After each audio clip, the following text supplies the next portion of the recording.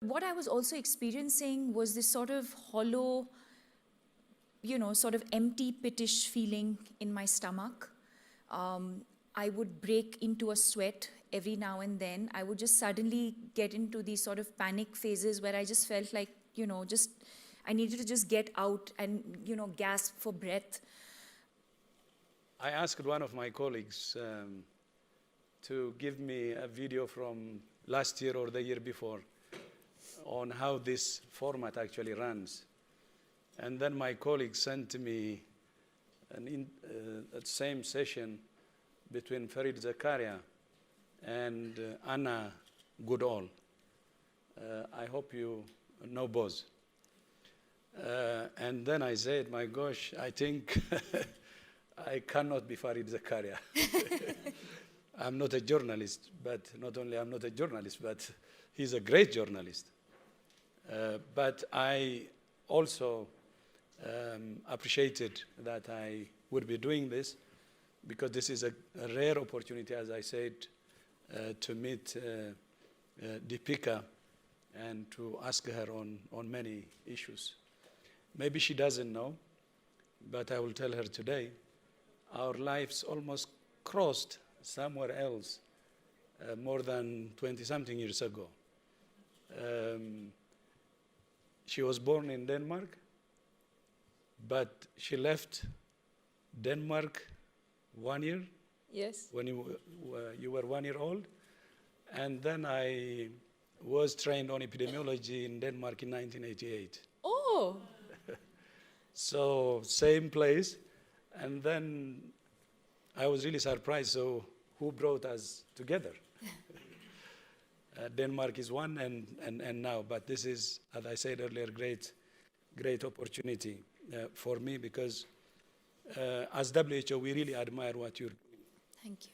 You're an actress, you're a film producer, but more importantly for us, a mental health advocate and a successful one. And you have done a lot. And I was saying to your colleagues, Triple L Foundation, the Live, Love, and Laugh. Yes. As you know, the very definition of health is a state of complete mental, physical, and social well-being. It's not merely an absence of disease or infirmity. Yeah. But as you also know, mental health is the most neglected. And people with mental health face severe human rights violations, stigma, and discrimination. But not only that, around 80% of them, people with mental health conditions, do not have access to mental health care they need. So the problem is really, really serious. And for someone like Deepika to really take on this big cause is, for WHO, such a great opportunity. And for me today, a great opportunity too. People like you, like Deepika, will really change the tide. And I hope this moment will also increase the awareness, improve the awareness, and help people think about the enormous problem we're facing, especially with mental health, and decide to join your movement. So, having said this and congratulating you for all your achievements and expressing my respect, for people maybe who may not be familiar with what you're doing, a very strong advocate of mental health, but what triggered that? Why? Thank you for that lovely introduction, and good afternoon, everybody. Mental illness crept up on me when I least expected it. I think most often, or at least in my case, it comes with absolutely no warning signs. And I was going through a phase that, the perception and the general understanding was that I was at a professional high. I'd had successful, consecutive hits professionally at the movies. I was in an amazing relationship. My parents and my sister have always been, extremely supportive of everything that I've done in my life. And so everything that we think should be okay in our life was going more than okay. It was absolutely perfect. And I remember waking up just one morning, leading an absolutely normal, or what I thought was normal. It started with, I fell, I fainted. There was a complete blackout, I fainted, I hit my head. And I used to live alone at this time, and luckily the house help had arrived. And she saw me lying on the floor and, sort of revived me. And then, I gained consciousness. I sort of slept through the day, got an appointment with a general practitioner, went and saw him. He said, oh, it's nothing. It's probably just exhaustion, or your BP just fluctuated. And that was it. That was sort of the physical symptom. But what I was also experiencing was this sort of hollow, sort of empty, pitish feeling in my stomach.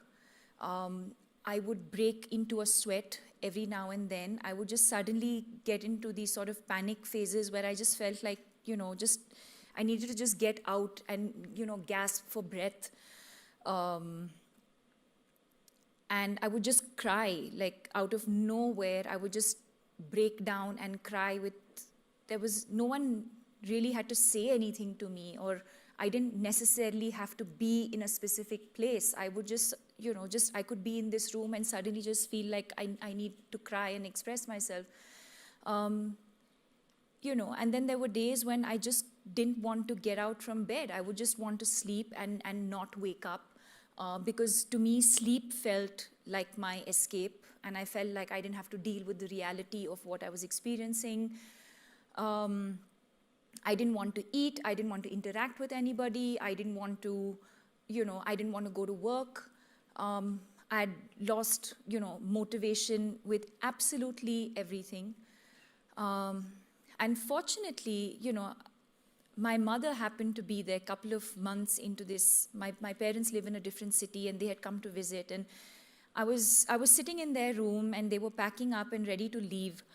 And I had one of those moments where I was just watching her pack, and I suddenly I broke down. And she looked at me and she said, "What happened? Is everything okay?" And I said, yes, everything was okay, but clearly everything was not okay. And she asked me the routine questions about, is it my relationship? Is it something at work?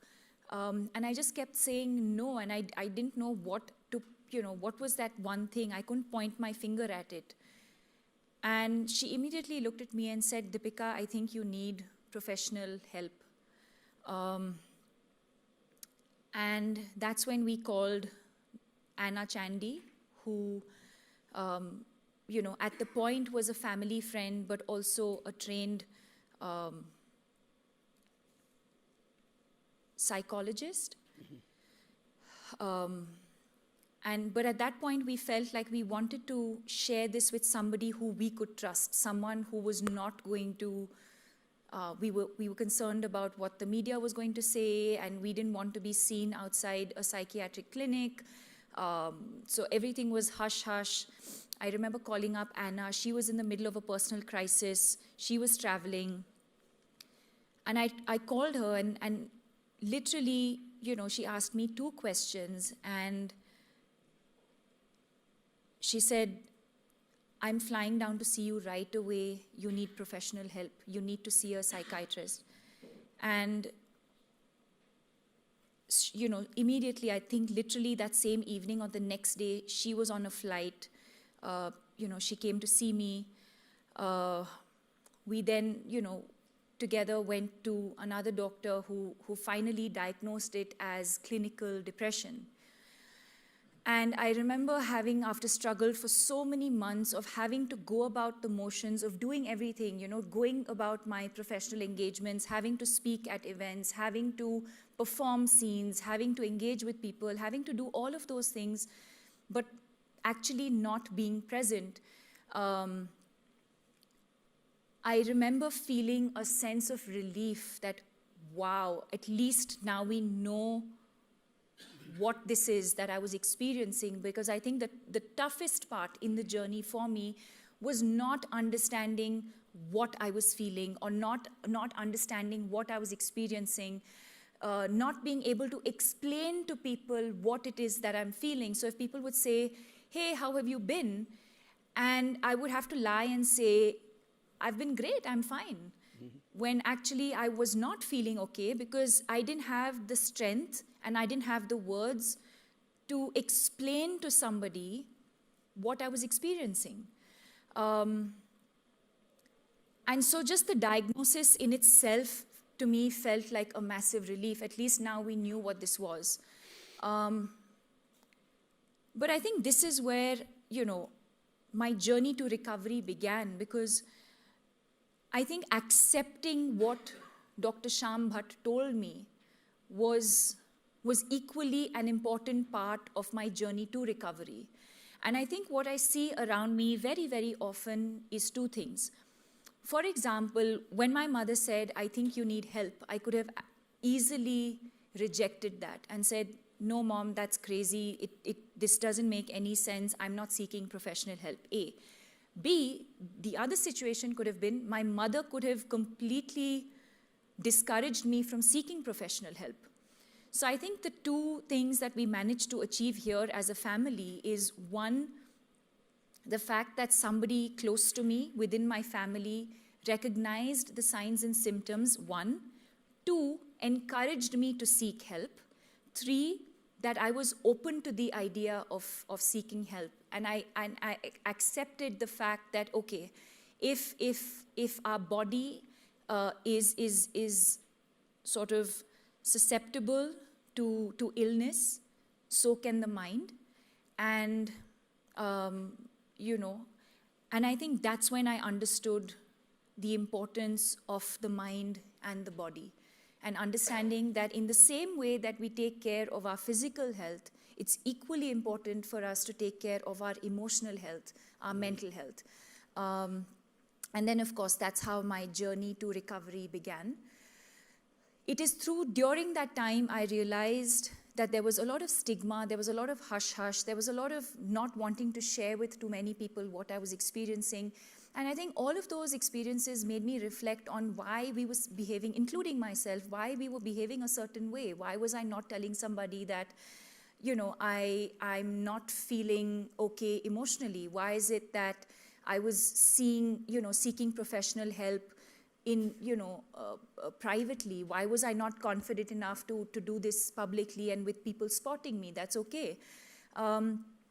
And it was all of those experiences that made me think and reflect and say, one second, I took a step back and I said, why have we gone about this way?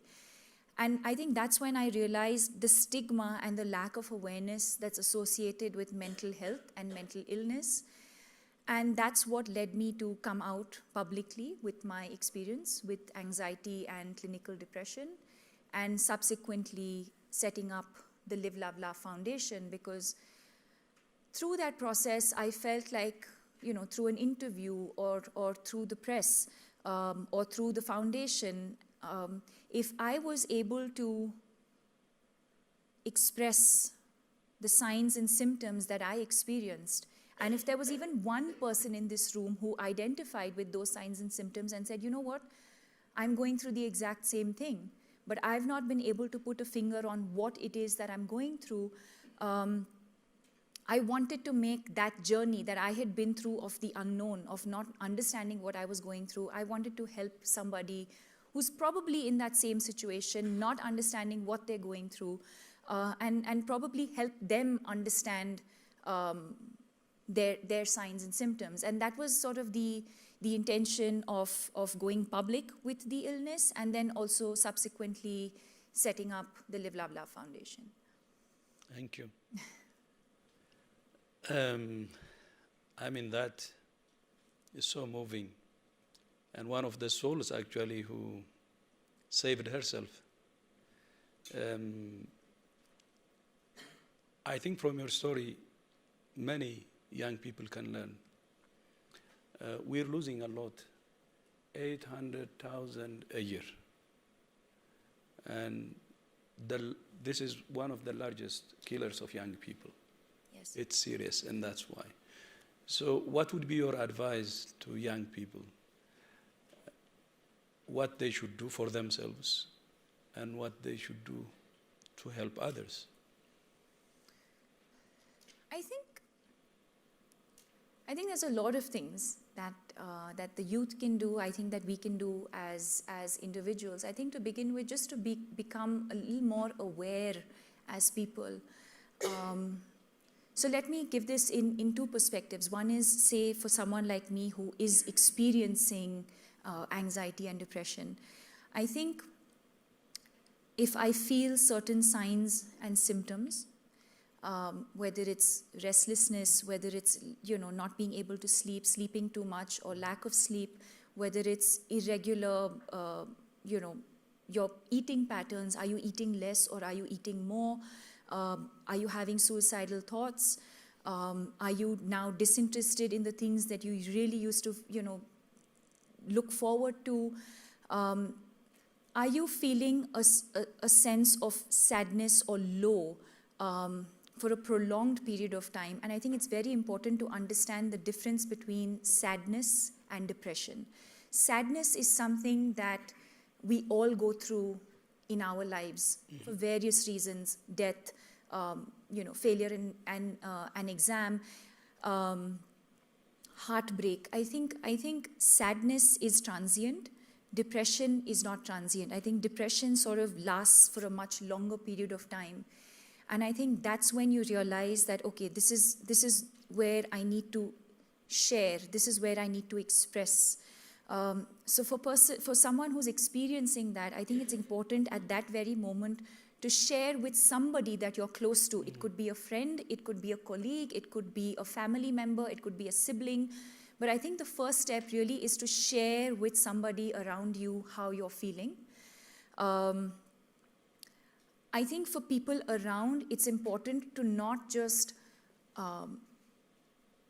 sort of dismiss it as attention-seeking. It's important for us to feel empathy towards the person who's telling us something. I think we all have now a habit of asking each other how we're doing without really listening to whether we actually, if I ask you how you're doing, am I actually interested in how you're doing? And would you be vulnerable enough to share with me how you're doing? So I think all of those things, I think in the way that we engage with people on a daily basis, sharing with each other, understanding from each other, I think, and then of course seeking help. So it's important for caregivers to encourage those feeling certain signs and symptoms to seek professional help. There is a lot of stigma, especially in our country, especially in India. There is a lot of stigma with regards to seeking professional help. Parents do not want to take their children to counselors or to psychiatric treatment because they're concerned about what other family members will think. They're concerned about what society will think. And I think I've come across situations where there are people experiencing mental illness who want to seek help, but somewhere the family is not willing to allow them to do that. And sometimes it's the other way around, where the parents want their children to seek professional help and the child is resistant to that. In my personal experience, I think acceptance of medication, I think for me, it was a combination. Again, I'm not someone who can, prescribe and say, yes, you should take medication, but I will say that in my personal experience, it was a combination of taking medication as well as lifestyle changes that have led to where I am today. but it is also a constant taking care of myself. It is an illness that can come back. So I have to take care of myself on a daily basis. The amount I sleep, what I eat, exercise, mindfulness, all of those things are things that I still have to do on a regular basis to ensure that I don't go back into that dark world and dark space again.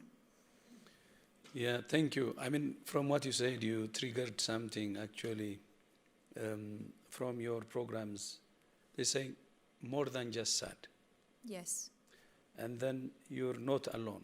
Yes. It's not just the campaign taglines, Yes. but just wanted to know, what do you mean by that? For me, the message is so heavy. But I wanted to hear from you because you started it.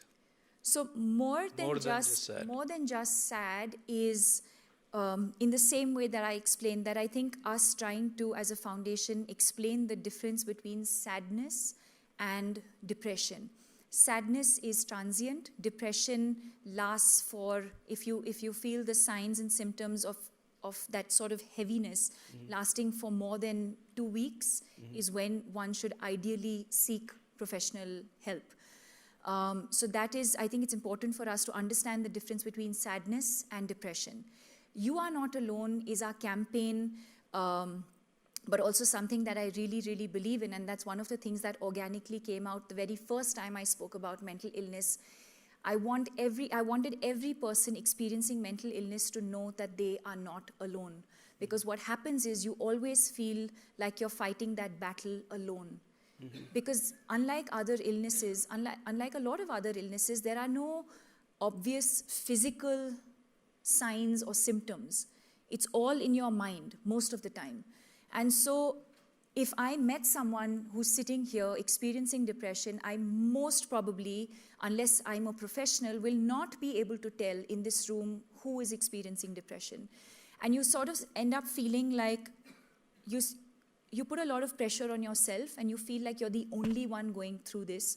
It comes with a lot of guilt. You start feeling like you're the only one experiencing this. You start feeling like, why is this happening to me?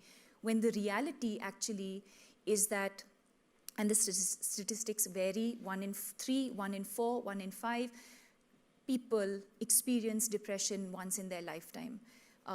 So You Are Not Alone is to reach out to people, to reach out to the youth, to reach out to adolescents and tell them that they are not alone in this journey. But if there's one message that I really want to drive home, is that there is hope.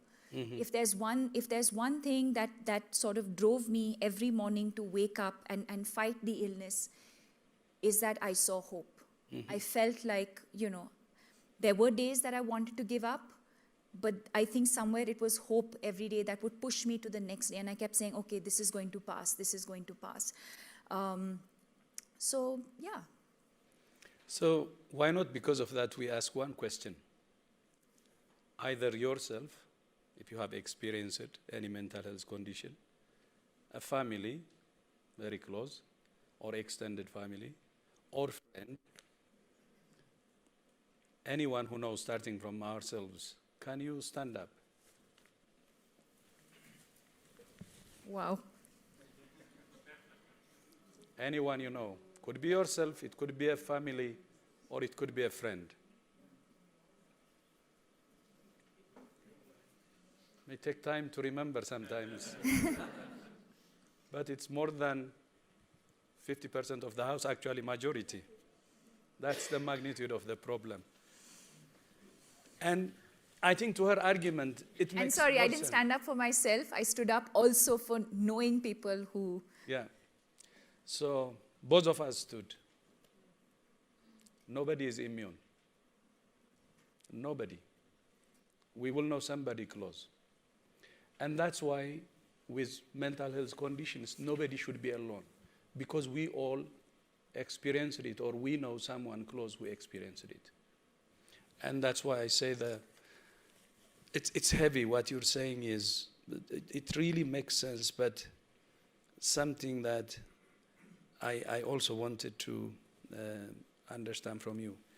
Then maybe some issues about, if you can share with us about your foundation also. And not only the 2 campaigns, but I know you do more than that, Yes. including training of. So can you tell Yes. us maybe about? So we set up the Live, Laugh, Laugh Foundation in 2015. We actually started by setting up a comprehensive website, which actually had all the information on what is anxiety, what is stress, what is anxiety, and what is depression. I'd say 2 of the key features that we have, that we set out to achieve was a sort of database of professionals in the field of mental health, and that is something our country didn't have. So we actually spent months vetting and making a comprehensive database in terms of the professionals that are available in various cities. So anyone experiencing any sort of distress could go onto the website and seek, look at the names or the kind of people and seek help. We also have tie-ups with various helplines. So a lot of people would go on to the helpline and speak to different people from the helpline and seek help. And then, of course, the information on the website itself. The reason I mention this is because this is not something that was available before we set this up. We then set up our schools program where we speak to adolescents and educate them on the importance of mental health and talk to them about what mental illness is. We've covered over 150,000 adolescents and over 20,000 teachers. We have a program for general practitioners because we believe that general practitioners are the first line of defense. And unfortunately, in our country, a lot of the physical symptoms are not really correlated to emotional distress. We always try and medicate or try and cure the physical illness without understanding the correlation between the mind and the body. So a sensitization program for general practitioners with regards to mental illness. We also do programs in rural India where we enable, I think there are certain organizations in rural India that have been doing some phenomenal work. And I'd like to believe that the Live, Laugh, Laugh Foundation, apart from funding, has also enabled for a lot more work to be done. We've recently started research. And we also do,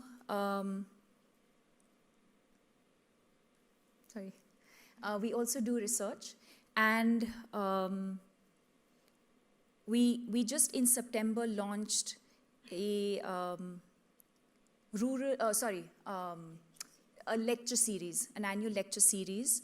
And we did that in September for the very first time, where we, want to bring together people from different parts of the world who will help us shape the narrative with regards to mental health. Okay, so I will ask you also one advice. I hope you will continue to advise me.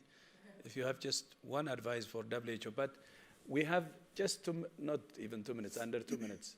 I asked you to stand up and so on, so maybe I will reward you by giving you the opportunity to ask questions, maybe 2 people, lucky ones.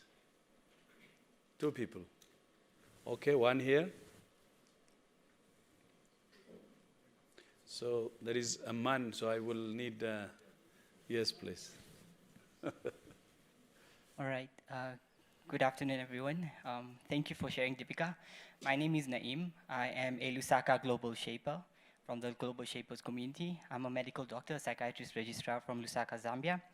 And as the Global Shapers community, we are a group of 20-somethings, and we are more than 10,000 people. There's more than 420 cities all over the world. And we've got a project called Mental Health in inclusion and equity. And we're literally doing exactly what you're doing for the past 5 years. That's what AIM is. So we really like to commend you, and congratulations on the Crystal Award. We're very, very excited for you and with you as a youth, the things that you're doing. Thank you. But then coming back to the points that you raised at the first, to say you had options. But I many said one question. Yes, many people don't have options. You know, Yes. you were lucky you have a privilege to actually get in touch with a psychologist Yes. in private, but many people don't have that. Yes. So what advice would you have for them? Because 1 in 40 seconds, as you know, and the second leading cause in 15 to 29-year-olds. So what advice would you have for those youth? Thank you. I actually would not, in this situation, have advice for them. I would actually say we have advice for us and for people, for stakeholders, for people in a place of power and influence. I think it's important for us to ensure that we have accessible and affordable healthcare. A statistic out of India, for example, for approximately 1.5 billion people, we have only about 4,000 psychiatrists. That's something that we as a nation have to look at. That's and that's a statistic out of India. Less than, and on the higher side, less than 1% of a nation's health budget will be allocated to mental health. Less than, and 1% is really on the higher side. So these are things that we have to look at. Yes, I do consider myself extremely lucky in this situation. Extremely lucky at so many levels. A, that I had my mother and someone so close to me who identified and recognized it. And the fact that it was so accessible and affordable. And I think it's important for all of us in this room to make that possible. And that's why I brought it up yesterday during the speech as well. Okay, please. Just brief. Very quickly. People are nodding from. He gets a long one. Okay. But I'll keep it very brief. Congratulations once again for having recognized the urgency and the importance of mental health. I have a question quickly that, the good thing that happened is that you were not in denial and you did reach out for that help. I know someone, and especially this is a case with men I've found, I know 2 men, that they have it, people are pointing it out, but they will not go for help because they see this as a huge defeat and in some way being very unmanly, and so won't go for help. So what do you do with that? Mm-hmm. How do you persuade? What do you do? Oh gosh, I don't know if I'm equipped to answer that question. If there are any psychologists, psychiatrists in the room, they're probably the right people to answer that question. Anna, do you want to answer that question? But before she answers, I think as humanity, I think it's important for us to express ourselves. I think globally, and especially in India, men are taught to not express themselves. Men don't cry. Men don't express. And I think, I think those are the fundamental things that we need to change. But of course, things like that will, it's so sort of entrenched in our, in the way that we're brought up, that it's going to take generations for us to be able to change that. But at a more sort of urgent basis, I think I'll allow maybe Anna to quickly answer that question. Anna? Yeah, I think it's a process. And the process has to be also culturally sensitive, because there are different attitudes and prejudices for the stigma associated with mental illness. So very often as therapists, we engage with them continuously, because one of the most important things to remember, sometimes the person who's suffering lacks an awareness as to what is happening. So it's a process. Okay, thank you. So there is that one question from me. Which one? What advice for WHO? What advice for WHO? I would actually flip that on its head and say, what advice does the WHO have for the Live, Love, Laugh Foundation? And what more can we do together? Yeah. To address this gentleman's question over here. I will use this You opportunity can help us with actually. some funding maybe. You, you have passed all my questions colorfully. So the next will be recruiting you, meaning to work with your foundation very closely. You're making a difference, and in a very important area. You're fighting stigma, and that's the most important one. There is stigma in the community, even in the family, by the way. And there is even stigma more worse than in the health system itself, the health services. Yes. And we have to fight stigma everywhere. And that needs all of us. It should be everybody's business. That's why WHO now puts mental health as a flagship initiative. Yes. And we need everybody. But yours, who have already done a lot, I think would be a great opportunity for WHO to partner with you. Thank you. I just had one thank you very last comment to make. I feel like if mental health can be included in our sustainable development goals, not just health, but mental health as well. And I would like to assure you that starting from the Secretary General, the whole UN system is committed to this. And when you meet him one day, you will see. So the Sustainable Development Goals, of course, belongs to countries, and we see a growing commitment, but not enough. So together, we hope to make a difference. Namaste. Namaste. Thank you.